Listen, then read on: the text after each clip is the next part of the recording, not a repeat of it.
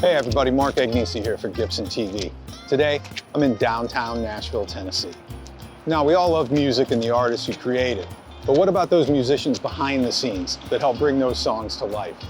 Those musicians we've heard, but not necessarily heard of. They deserve recognition too for their contributions to the arts. And this is the place where it happens, the Musicians Hall of Fame. Let's go check it out.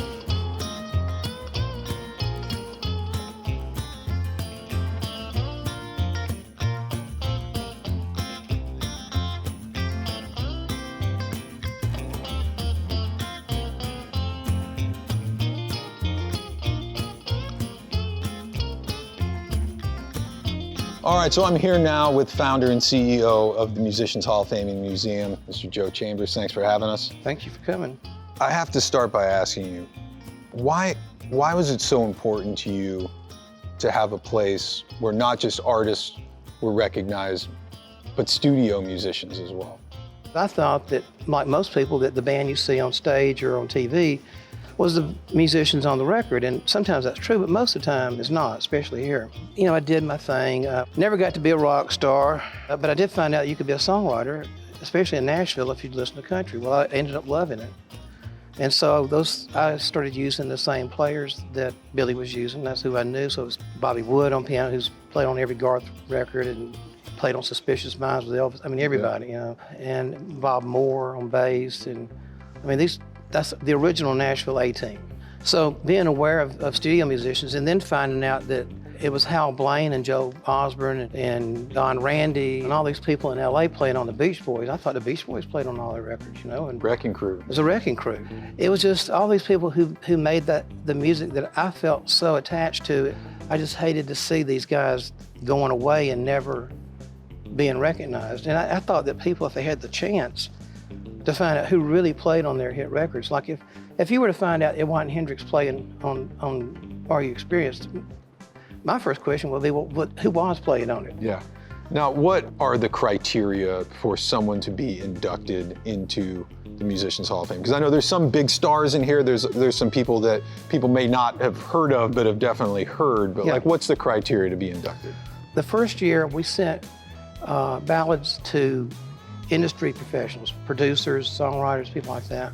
The first thing that comes to your mind, I don't care if they play kazoo, I don't care what genre of music, just give me who you think deserves to be recognized. This belonged to Lightning Chance. This bass was used on the Opry for 40 years. Wow. The Opry did not allow drums. Yeah. So Lightning and his brother built this drum head in the shape of the bass. So that's how you're getting your percussive sounds with no drums. So he would slide a drum brush in between these strings. He'd pull it out, hold it between his fingers, boom, ship, boom, ship. And that was how they legally got drums on the Opry. Wow. So this is the bass that not only do you hear on Your Cheating Heart, it's only Make Believe for Conway, all the Cadence label, Everly Brothers records, Wake Up Little Susie, All I Have to Do Is Dream. It was also on Buddy Holly's Nashville recording. Now, tell me a little bit on how the museum is set up. It seems like you kind of really do it by region, almost. It's the only way I could figure out how to do it, you know? We're in Nashville, so the first section is Nashville, and then you run into Motown, and I tried to, for people who didn't know, if the studio had an iconic or a recognizable look, Motown, you know, was a house. This is a replica of what Motown looks like. We didn't have the ceiling space for the second floor, but it's close enough. It's close enough. Close enough. But the drum set belonged to Uriel Jones. When he was on the road with Stevie Wonder, that was the kit that he took out. But you hear it on Signs of Delivery. Wow. Countless Motown records, you know.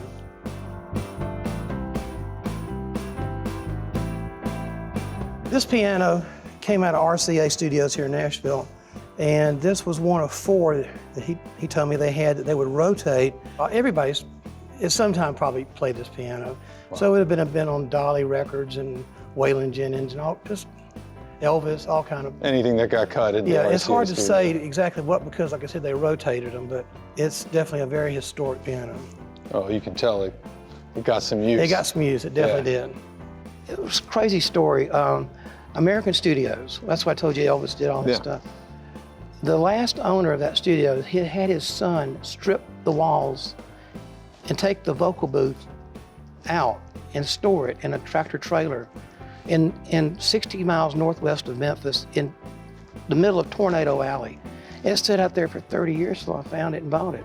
And we just put it back together in here. And the Memphis boys came through and they couldn't believe it, because here's something they thought was long gone. Yeah. I mean, it's the same walls, the same, I mean, it's not a replica, it's it, you know. Wow. So you found this in This like was a shed? It was in a tractor trailer about 60 miles northwest of Memphis. Like I said, Reggie and them walked in here and almost fell over. They couldn't believe it. Wow. And speaking of Reggie, the sitar you noticed, that's probably the first electric sitar on a hit record. Yeah, Hooked on a Feeling. Hooked on a Feeling and I Cry Like a Baby with the box tops. And then we've got another studio in here that is a mobile studio. It's probably one of the very first ones in North America. Oh, this is interesting.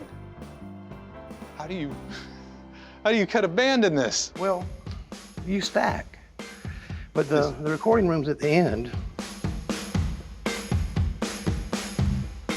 So this is what Brian called the comfort zone. Wow. And this was the vocal booth, but you could also stack instruments in here, do your drums and bass, then stack acoustics or electrics, whatever. Vocal mic hung from the ceiling so you didn't trip over chords. So all those hits got tracked in this, like, what, 10 by 10-ish kind of room? Unless they pulled up, like in LA, they would pull up to like Emmy's house, and her house would become the studio, and this would become a control room. Yeah. So it could be both. It's just according where you were at. And so these are a lot of the album covers that were recorded in this studio. In this mobile studio? It was over 40 gold and platinum. Willie's biggest album was recorded in here. Wow. George Jones and Friends. Actually, I've got a song that I wrote on that album. Of all the memorabilia that you have in here, is there one thing that's most special to you, or one thing that you had to go the furthest lengths to get your hands on? Hal Blaine was a dear friend, and I've got the drum set that he saved, which he called his babies, and you know, you can't imagine what all that was used on.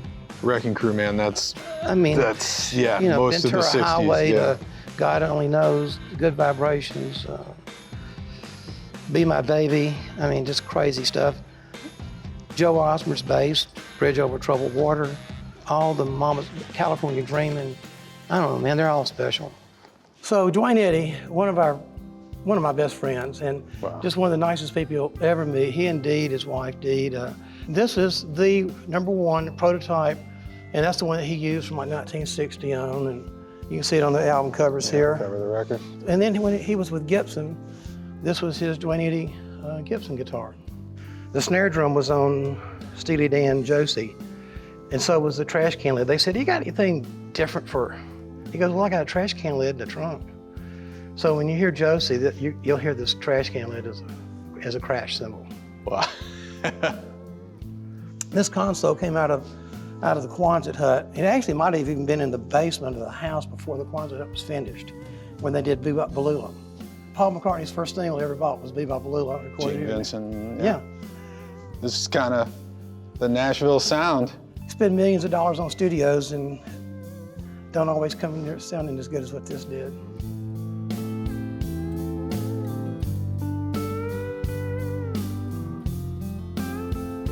All right, Joe, I was walking through here earlier and I spotted this guitar from across the room, and I walked up to it, this Tom Petty SG Jr.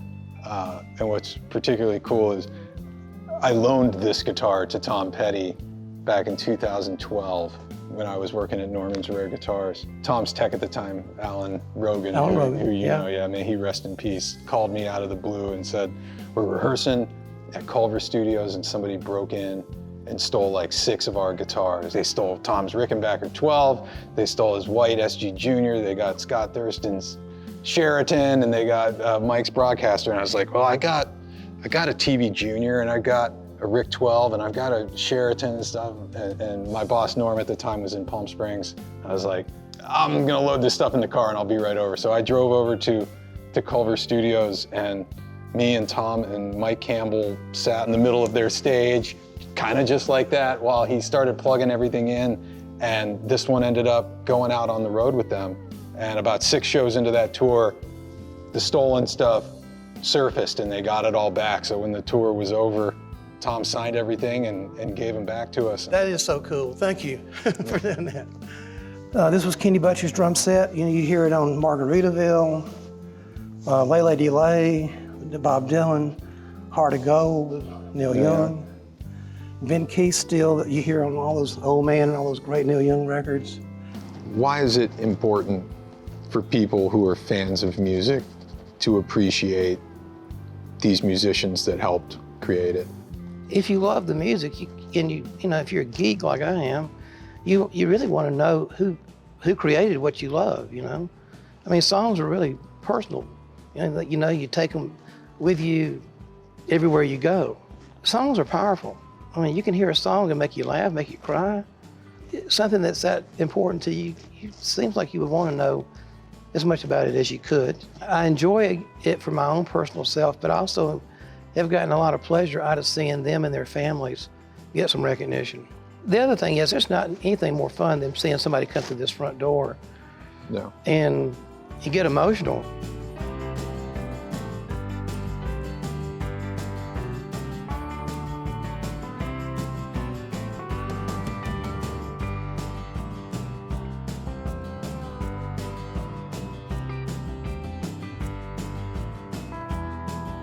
For more information on the Musicians Hall of Fame, to see their current list of inductees, or to buy tickets, check them out online at musicianshalloffame.com.